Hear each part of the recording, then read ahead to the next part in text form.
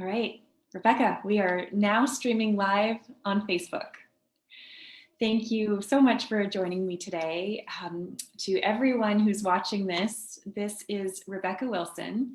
She is a student of the MRA, about halfway through her training right now to becoming a certified professional coach.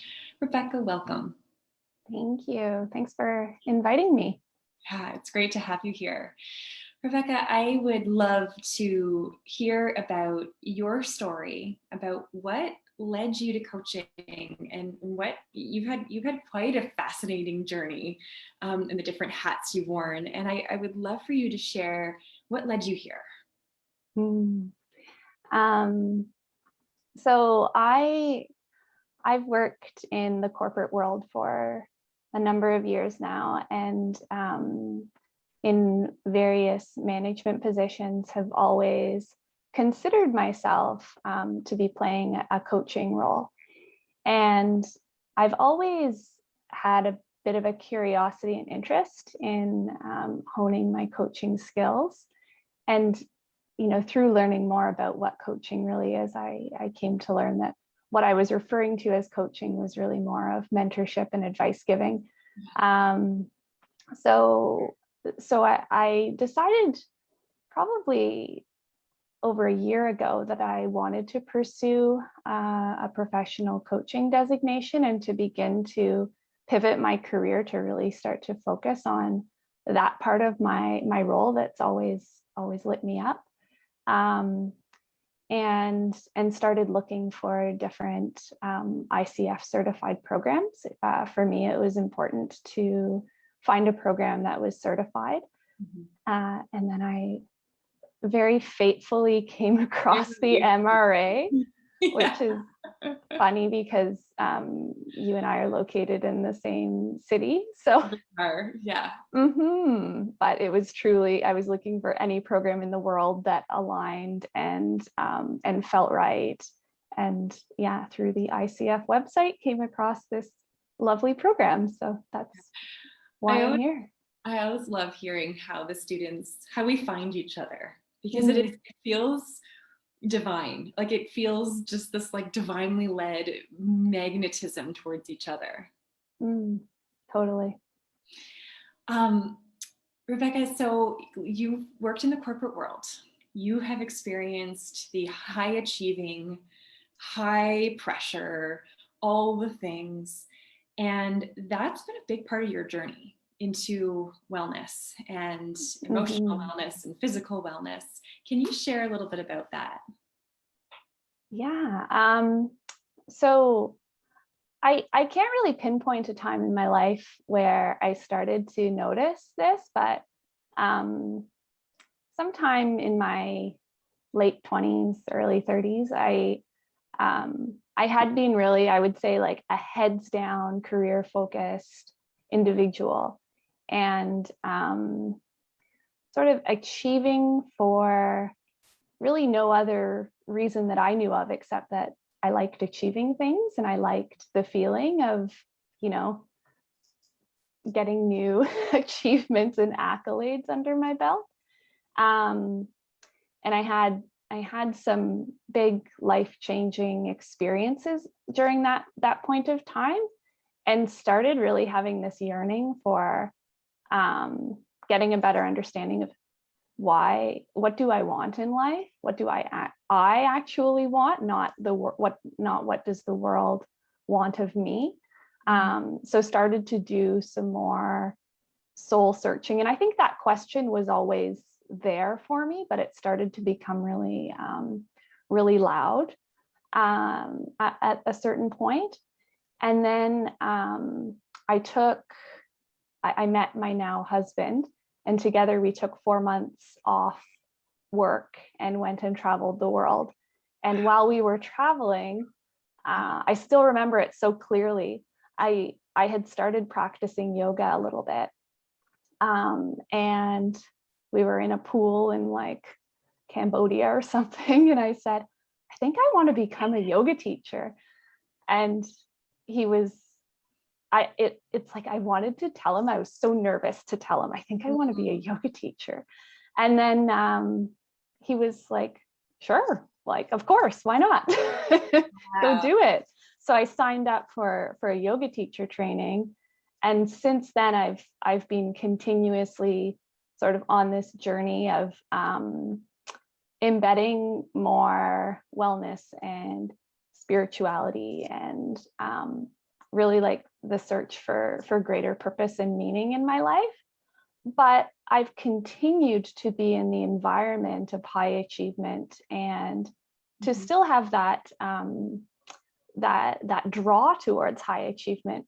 So it's been a really interesting balancing act and exploration over the last little while to see, oh, you can be high achieving and not, pushing yourself to the point of exhaustion and not sort of spinning off in all directions without a sense of purpose.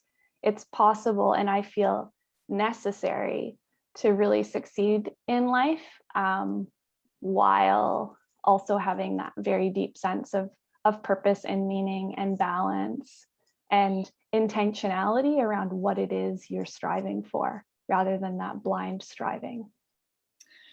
I wonder if also inside of all this self-exploration you had been doing, if your like measure of success for what you were achieving has shifted. It's definitely become more deliberate, and every time I take on a new project or a new task or decide to pursue something, I have much more intentionality around why am I doing this? I know my my sort of my ways, and I know that I can easily slip back into that blind striving mentality. So it's led me to kind of be more thoughtful and more reflective around, why do I want this? Do I want this? Am I, did I just run a half marathon and now I want to run a marathon because that's just what people do? Or is that something that's really going to fill my cup and bring value and joy to my life? I love that. And so you talk a lot about purpose and intentionality, and now with this new with this coaching, who do you see yourself serving? Well, another student in the program sort of planted this seed around considering your ideal client yourself 5 years ago. And when I look at where I was 5 years ago, I was really at that point of searching for support to help me figure out my path forward and to help me dig into these big questions around, I know I can be successful in an outward facing way, but what's going to really bring me that sense of purpose and meaning and impact that I'm looking to have. So for me, I think I'm looking for the coach that back when I was experiencing these questions, I couldn't find. I was looking around trying to find someone that was in that sort of high achieving place, but also had the view towards holistic approach and groundedness, and I always come back to the word intention.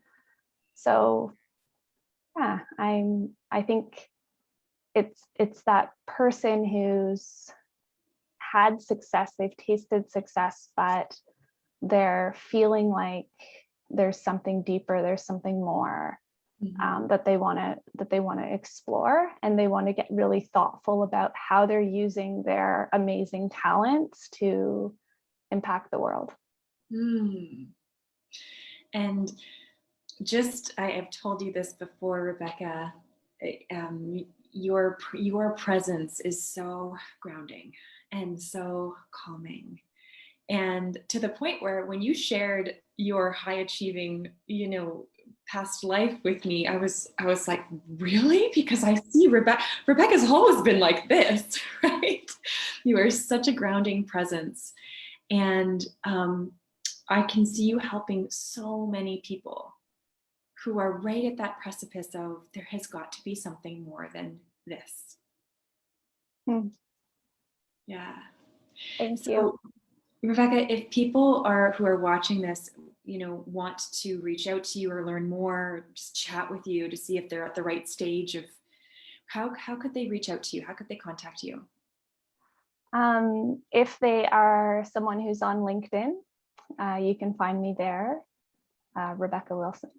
And I'm on Instagram as well, Rebecca Wilson Coaching. And I'll add your link. I'll add your Instagram link to this post here. Perfect. One last question, Rebecca. What do you think? So you're about halfway through you're over halfway through your coach training now. What have you learned? Like, what's been your biggest takeaway as you become and step in as a coach? For me, my biggest takeaway is the importance of embodiment of this being a coach. And what I mean by that is you can learn the skills and the techniques and things like that, but the impact that you can have on a coach, as a coach rather, is what comes from the way you are in other people's presence and the way you are in the world. So as much as my journey in this coach training is about learning skills and techniques in the arc of the coaching conversation, it's even more so about my self-care and my self-discovery and making space in my life and understanding my energy levels and all of those things. So it's a beautiful investment in myself and my own well-being, in addition to being able to support others. Yeah. And one thing we say so often is that coaching is not just something you do, it's someone you become. Mm-hmm. And it's this process of becoming and the exquisite self-care that is required in the becoming, and that sets extraordinary coaches apart. And to be able to hold space for another and to sit with another and help guide another. It's such a beautiful process. It really is. Rebecca, thank you so much for your time today. For those of you who are watching who are interested in learning more about Rebecca, I'm going to put her handle on this in the description, and feel free to reach out to her if you want to chat. If you are interested in learning about what is required to becoming a coach, and if you're interested in joining our next cohort of coach training, reach out to me, send us a comment in this link, and we'd be happy to chat with you about our next cohort, which starts in a couple weeks. Rebecca, thank you so much. Thank you, Taryn.